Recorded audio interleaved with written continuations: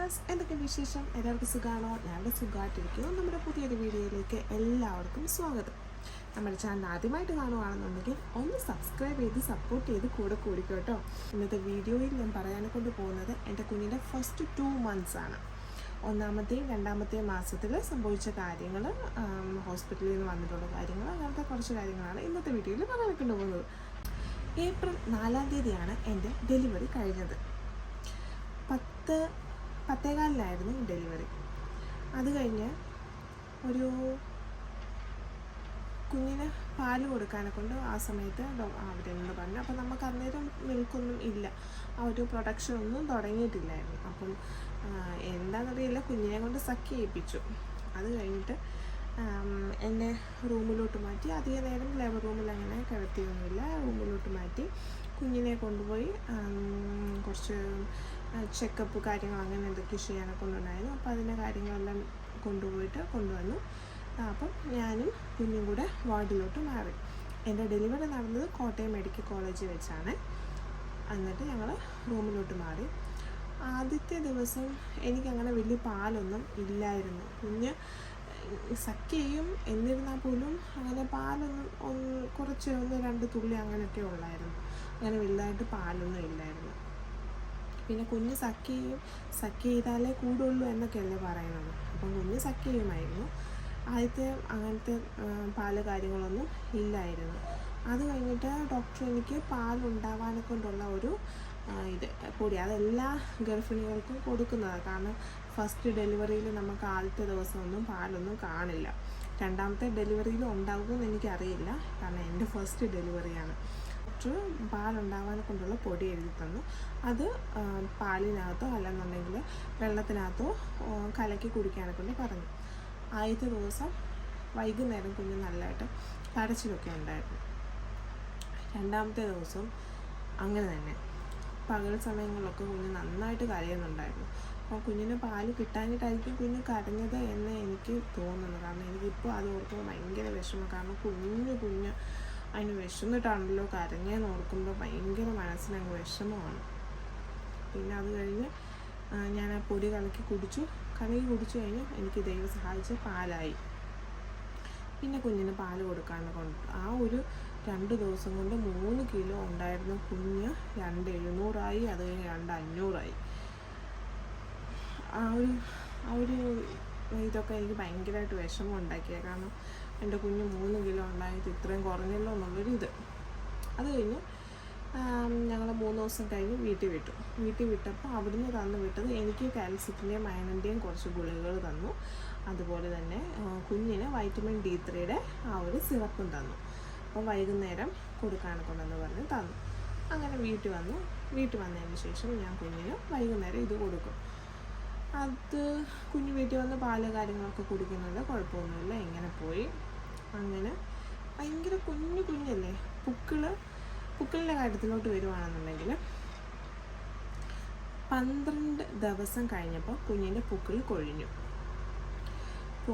പുക്കിൾ കൊഴിയുന്നോളം വരെ ഞാൻ കുളിപ്പിച്ചിട്ടില്ല കേട്ടോ. ഞാൻ കുളിപ്പിക്കാനേ നിന്നില്ല. കാരണം വീട്ടിലെല്ലാവരും പറഞ്ഞു കുളിപ്പിക്കണം, കാര്യങ്ങളൊക്കെ ചെയ്യണം എന്നൊക്കെ പറഞ്ഞു. പക്ഷേ ഞാൻ സമ്മതിച്ചേ ഇല്ല കുഞ്ഞിനെ കുളിപ്പിക്കാനെ കൊണ്ട്. കുഞ്ഞ് ജസ്റ്റ് ഒന്ന് തുടച്ചെടുക്കും, അത്രയേ ഉള്ളൂ. അല്ലാതെ വെള്ളം കോരി ഒഴിച്ച് കുളിപ്പിക്കുക ആ പരിപാടിക്കേ ഞാൻ നിന്നില്ല. അതുകൊണ്ട് ഒരു പ്രശ്നവും ഇല്ലാതെ കുഞ്ഞിനെ പുക്കിൾ കൊഴിഞ്ഞു കരിഞ്ഞു കിട്ടി. പഴുക്കാട്ടെ വീർത്ത് വരുവാട്ടെ ഒന്നും തന്നെ ചെയ്തില്ല. അത് ദൈവത്തിന് നന്ദി. ഒരു പ്രശ്നവും ഉണ്ടായില്ല. അത് കഴിഞ്ഞ് 12 ദിവസം കഴിഞ്ഞിട്ടാണ് 14-ാമത്തെ ദിവസമാണ് കുഞ്ഞിനെ വെള്ളം ഒഴിച്ച് നന്നായിട്ട് കുളിപ്പിക്കുന്നത്. അതിന് മസാജ് കാര്യങ്ങളൊക്കെ ക്രീം വെച്ചിട്ട് ചെയ്യും, അല്ലാതെ ഓയിൽ അങ്ങനെ കൂടുതൽ തേക്കുക കാര്യങ്ങളൊന്നും ചെയ്തിട്ടില്ല. അങ്ങനെ 14 അത് കഴിഞ്ഞിട്ട് കുളിപ്പിച്ച സമയത്ത് നന്നായിട്ട് എണ്ണയൊക്കെ തേച്ച് നല്ല മസാജൊക്കെ ചെയ്തിട്ടാണ് കുളിപ്പിക്കുന്നത്. ആ എണ്ണ നമ്മൾ ഉപയോഗിച്ചുകൊണ്ടിരുന്നത് കോക്കനട്ട് ഓയിലിനകത്ത് കരിഞ്ജീരകത്തിൻ്റെ ആ ജീരകം കൂടി ഇട്ട് വെയിലത്ത് വെച്ച് ചൂടാക്കി ആ എണ്ണയാണ് നമ്മൾ കുഞ്ഞിനെ തേപ്പിക്കുന്നത്. അങ്ങനെ അതിങ്ങനെ നടന്നുകൊണ്ടിരുന്നു. ഡെയിലി ഒരു 9:30-10 മണിയൊക്കെ ആകുമ്പോഴത്തേക്ക് കുഞ്ഞിനെ കുളിപ്പിക്കും. രാവിലെ ഒരു നേരം കുളിപ്പിക്കത്തുള്ളൂ കേട്ടോ, വൈകുന്നേരം തുടക്കത്ത് മാത്രമേ ഉള്ളൂ, കുളിപ്പിക്കത്തില്ല. അതിന് ശേഷം പ്രശ്നം, കുഞ്ഞിന് കുഴപ്പം കാര്യങ്ങളൊന്നുമില്ല, സുഖമായിട്ട് ഇങ്ങനെ ഇരിക്കുന്നു. പിന്നെ പാല് കൊടുക്കുന്നത് രാത്രി ഞാനൊരു 2 മണിക്കൂർ ഇടവിട്ട് കുഞ്ഞിന് പാല് കൊടുക്കണമെന്നാണ്. ന്യൂ ബോൺ ബേബീസിന് 2 മണിക്കൂർ ഇടവിട്ട് ഗ്യാപ്പിൽ പാല് കൊടുക്കണമെന്നാണ് പറയുന്നത്. അപ്പം ഞാൻ രാത്രിയിലൊക്കെ അലാറം വെച്ച് എഴുന്നേറ്റ് കുഞ്ഞിന് പാല് കൊടുക്കുമായിരുന്നു. കുഞ്ഞൊന്ന് അനങ്ങിയാൽ എനിക്കതറിയാമായിരുന്നു. അതെല്ലാ അമ്മമാർക്കും അങ്ങനെയാണ് കേട്ടോ, എനിക്കെന്ന് മാത്രമല്ല എല്ലാവർക്കും അങ്ങനെ തന്നെയാണ്. അപ്പോൾ രാത്രിയിലൊക്കെ ഞാൻ അങ്ങനെ വലിയ ഉറക്കം ഭയങ്കര കുറവാണ്. പിന്നെ കുഞ്ഞ് അങ്ങനെ വലിയ വഴക്കൊന്നും, കുഞ്ഞ് അങ്ങനെ കരച്ച് കണ്ടിന്യൂസ് ഇങ്ങനെ കരയുക കാര്യങ്ങൾ അങ്ങനെയൊന്നുമില്ല. പിന്നെ ചൂട് ഒട്ടും സഹിക്കാൻ പറ്റില്ല. ഭയങ്കര ചൂടെടുക്കുമ്പോൾ കുഞ്ഞങ്ങ് വല്ലാണ്ടങ്ങ് ബുദ്ധിമുട്ട് കാണിക്കും. അന്നേരം നമ്മൾ നമുക്കത് മനസ്സിലാവും. അപ്പോൾ അതനുസരിച്ചൊന്ന് എന്തെങ്കിലുമൊക്കെ ഒന്ന് ചെയ്താൽ മതി. പിന്നെ രാത്രിയിലൊക്കെ ഞാൻ നന്നായിട്ട് പാല് കൊടുക്കുമായിരുന്നു, ഡേ ടൈം ആണെങ്കിലും അങ്ങനെ തന്നെ. പിന്നെ കുഞ്ഞിന് ഡൈപ്പർ യൂസിങ് ആദ്യത്തെ 1 മാസം ഭയങ്കര കുറവായിരുന്നു. പകൽ സമയത്താണെങ്കിലും രാത്രിയിലാണെങ്കിലും തുണി മാത്രമാണ് കുഞ്ഞിന് ഉപയോഗിച്ചുകൊണ്ടിരുന്നത്. അതായത് മറ്റേ നമ്മുടെ ആ മുണ്ടിൻ്റെയൊക്കെ, പഴയ മുണ്ടിൻ്റെയൊക്കെ ഇല്ലെങ്കിലും തുണി മാത്രമേ നമ്മൾ ഉപയോഗിച്ചിട്ടുള്ളൂ. അപ്പം ഒന്ന് അപ്പിയിട്ടാലേ നമുക്കത് മാറ്റണം, ഒന്ന് മൂത്രം ഒഴിച്ചാലേ ഞാനത് മാറ്റും കേട്ടോ. എനിക്കത് വെച്ചുകൊണ്ടിരിക്കുന്നത് എനിക്ക് വല്ലാണ്ടൊരു ബുദ്ധിമുട്ടാണ്. അപ്പം ഞാനത് പെട്ടെന്ന് മാറ്റും. ആദ്യത്തെ 1 മാസം നമ്മൾ ഡൈപ്പർ യൂസ് ഭയങ്കര കുറവായിരുന്നു. എവിടെയെങ്കിലും പോകുമ്പം പുറത്തോട്ട് വല്ലതും പോവേണ്ട ആവശ്യം വന്നാൽ മാത്രം ഒന്ന് ഇടിപ്പിക്കുക, അത്രയേ ഉള്ളൂ. അല്ലാതെ വീട്ടിൽ നിന്നും നമ്മൾ യൂസ് ചെയ്തിട്ടില്ല. ആദ്യത്തെ 1 മാസം അങ്ങനെ ചെയ്തു. പിന്നെ 28 അല്ലല്ലോ കെട്ടുന്നത്, 28 നമുക്ക് ആൺകുട്ടികൾക്ക് കെട്ടുന്നത്, 27ാമത്തെ ദിവസമാണ് അരിഞ്ഞാണം കെട്ടുന്നത്. അങ്ങനത്തെ പരിപാടി, ആ ഒരു പരിപാടി. പിന്നെ 27ാം ദിവസം നമ്മൾ അരിഞ്ഞാണം കാര്യങ്ങളൊക്കെ കെട്ടി. അപ്പോഴേക്കും കുഞ്ഞങ്ങ് കുഞ്ഞതാണ് കേട്ടോ. എനിക്ക് ആ ഒരു ഫോട്ടോസൊക്കെ ഇപ്പോൾ കാണുമ്പോൾ എനിക്ക് ഭയങ്കര വിഷമമാണ്. അല്ലെങ്കിൽ ഇത്രയേ ഉള്ളായിരുന്നു, ഇതിനെ ഞാൻ എങ്ങനെ എടുത്ത് പാല് കൊടുത്ത് എങ്ങനെ ഞാൻ ഇതിനെ എടുത്തു കാര്യങ്ങളൊക്കെ എനിക്കിപ്പോൾ ആലോചിക്കുമ്പോൾ പേടി വരുമോ, അങ്ങനത്തെ കാര്യങ്ങളൊക്കെ. അത് കഴിഞ്ഞ് 28 പിന്നെ 26ാമത്തെ ദിവസം നമ്മൾ ആദ്യമായിട്ട് കുഞ്ഞിനെ ഡോക്ടറിനെ കാണിക്കാനെ കൊണ്ടുപോയി. അത് കൊണ്ടുപോയത് അവന് ഭയങ്കര തുമ്മൽ, എപ്പോഴും തുമ്മിക്കൊണ്ടിരിക്കും. അപ്പോൾ അതൊന്ന് പറയാനെ കൊണ്ട് എന്താ കാര്യം എന്നറിയാനെ കൊണ്ടാണ് പോയത്. ഒരു പ്രശ്നമില്ല, അത്രയും ദിവസം പിന്നെ ഡോക്ടറിനെ ഒന്നും കാണിക്കാതെ ഇങ്ങനെ എനിക്കൊരു സമാധാനമില്ല ഡോക്ടറിനെ കാണിക്കാനിട്ട്. അതാണ് പോകാനെ കൊണ്ട്, തുമ്മലും റീസൺ പറഞ്ഞ് പോകാനെ കൊണ്ട് കാര്യം അതാണ്. എനിക്ക് കുറച്ച് ഫ്രണ്ട്സുണ്ട്, വേറെ ഫ്രണ്ട്സൊക്കെ ഉണ്ട്, അവരൊക്കെ കുഞ്ഞിനെ കൊണ്ടുവന്ന് കുഞ്ഞ് മെഡിസിന് കാര്യങ്ങളൊക്കെ കിട്ടുന്നുണ്ട്. അപ്പോൾ അത് കണ്ടപ്പോൾ ഞാൻ കുഞ്ഞിനെ ഇതുവരെ ഡോക്ടറിനെ കാണിച്ചില്ല, കോട്ടയം മെഡിക്കൽ കോളേജിൽ നിന്ന് വന്നതിന് ശേഷം കുഞ്ഞിനെ ഡോക്ടറിനെ ഒന്നും കാണിച്ചില്ലല്ലോ, ഇനി എന്തെങ്കിലും വേണ കാര്യങ്ങൾ എന്തെങ്കിലും ഉണ്ടോ ഇല്ലയോ ഒന്നും അറിയത്തില്ല, ഒന്നും കാണിച്ചില്ല, എവിടെയെങ്കിലും ഒന്ന് കൊണ്ട് കാണിക്കണ്ടേ, അങ്ങനത്തെ ചിന്താഗതിയാണ് എൻ്റേത്. അങ്ങനെ ഞാൻ 26ാമത്തെ ദിവസം ഡോക്ടറിൻ്റെ അടുത്ത് പോയത്. അപ്പോൾ തുമ്മൽ കാര്യങ്ങളൊന്നും കുഴപ്പമൊന്നുമില്ല എന്ന് പറഞ്ഞു.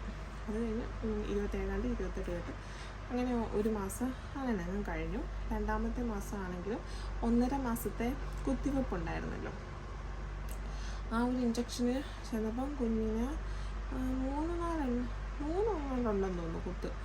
പിന്നെ വായി കൊടുക്കാനെ കൊണ്ടുള്ളതും അതെല്ലാം ചെയ്തു. കുഞ്ഞിന് ചെറുതായിട്ടൊന്ന് പനിച്ചു, അത്രയേ ഉള്ളൂ, അല്ലാതെ പ്രശ്നമൊന്നും ഇല്ലായിരുന്നു.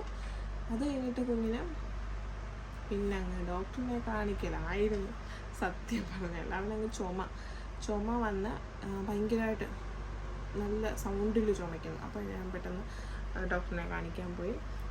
അതിന് മരുന്ന് കാര്യങ്ങളൊക്കെ കൊടുത്തു, ആൾ പിടിച്ച് കാര്യങ്ങളൊക്കെ. അത് കഴിഞ്ഞ് കണ്ടിന്യൂസ് 2-3-4 പ്രാവശ്യം ഡോക്ടറിൻ്റെ അടുത്ത് പോയി. അങ്ങനെ 1.5 മാസത്തെ കുത്തിവെപ്പ് കഴിഞ്ഞു. 2ാമത്തെ മാസം നമ്മൾ ഡൈപ്പർ യൂസിങ് എന്ന് പറയാനെ കൊണ്ട് പകലും രാത്രിയിൽ നമ്മൾ തുണി തന്നെയാണ് ഉപയോഗിച്ചത്. പിന്നെ ആരെങ്കിലും കുഞ്ഞിനെ കാണാൻ ഗസ്റ്റുകൾ ആരെങ്കിലും വരുവാണെങ്കിലോ പുറത്ത് പോവുകയാണെങ്കിലോ മാത്രം ഡേ ടൈമിലാണെങ്കിൽ കുഞ്ഞിന് ഡൈപ്പർ വെക്കും. ആ ഒരു വെക്കുന്ന ഡൈപ്പർ ഒരു 6-7 മണിക്കൂർ കഴിഞ്ഞിട്ടാണ്, മാക്സിമം ഒരു 8-9 മണിക്കൂർ അത്രേ വെക്കത്തുള്ളൂ. അതിന് മുമ്പ് തന്നെ അത് മാറ്റി. ഗ്രാജുവലി കുഞ്ഞിന് കുറച്ച് വെയിറ്റ് കൂടി വരുന്നുണ്ട്. എന്നാലും നമ്മൾ ആ കുറഞ്ഞ വെയിറ്റ് ഒന്ന് കറക്റ്റായി വരാനൊക്കെ ഒന്ന് കുറച്ച് സമയമെടുത്തു. പിന്നെ ഞാൻ ഇതുവരെ ഫോർമുല മിൽക്ക് കാര്യങ്ങളൊന്നും കുഞ്ഞിന് കൊടുത്തിട്ടില്ല. ബ്രസ്റ്റ് മിൽക്ക് മാത്രമാണ് കുഞ്ഞിന് കൊടുത്തിട്ടുള്ളത്. അപ്പോൾ ഇതാണ് ഫസ്റ്റ് 2 months കുഞ്ഞിൻ്റെ കാര്യത്തിൽ നടന്നിട്ടുള്ളത്. അപ്പോൾ ഇതാണ് നമ്മുടെ ഇന്നത്തെ വീഡിയോ. ഇത്രയേ ഉള്ളൂ. അപ്പോൾ നമ്മുടെ വീഡിയോ ഇഷ്ടപ്പെട്ടെന്നുണ്ടെങ്കിൽ ലൈക്ക് ചെയ്യുക, ഷെയർ ചെയ്യുക, സബ്സ്ക്രൈബ് ചെയ്യുക. നിങ്ങളുടെ എല്ലാവരുടെയും സപ്പോർട്ട് ഞാൻ പ്രതീക്ഷിക്കുന്നു. അപ്പം അടുത്ത മാസം, ഇപ്പോൾ കുഞ്ഞിന് 3 മാസം ആയിട്ടുണ്ട്. അപ്പോൾ അടുത്ത 2 മാസത്തെ വീഡിയോ ഞാനത് കഴിഞ്ഞിട്ടിടുന്നതാണ്. ഇത്രയേ ഉള്ളൂ നമ്മുടെ വീഡിയോ. By, thank you.